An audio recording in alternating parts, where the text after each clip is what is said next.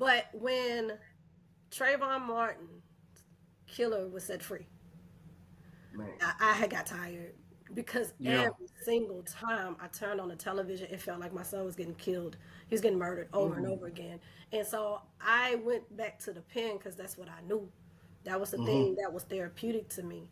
And what I Mm-hmm. realized, it had to come off the page. It had to have life because see, I was Mm-hmm. just writing at one time, but I was like, no, I Mm-hmm. want to film myself.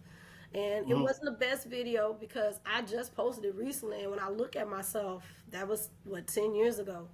And when I Mm-hmm. look at this stuff and I look at what I was going through, I'm like, Tar, you did the best you could with what you knew. But if I Mm-hmm. know now, 10 years later, if I performed it now with the knowledge, it would it. I think I would have executed it better.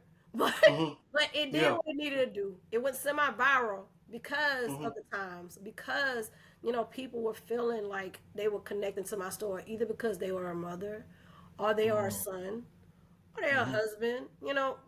They connected it to in so many ways, and I don't know.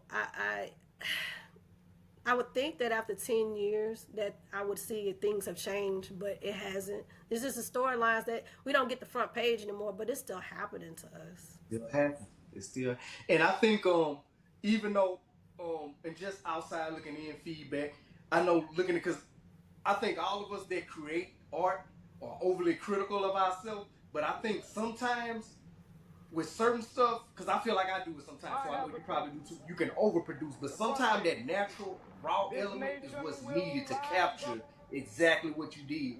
So just the raw element of it, and you giving it out like that, because it was raw emotion. I think that probably, if you think about it, served a bigger purpose than a production of it. You know what I'm saying? It's kind of like when Brenda's Got a Baby. I know you're a hip hop head. We're gonna go into that too. Kind of like when Brenda's Got a Baby. If you think about that, Pac had I get around all these, glamour video with that Brenda's got he walking around in a black and white video.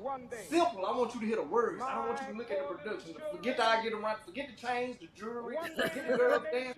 Just feel. And I think that's what that captured when you did that. It's just raw emotion.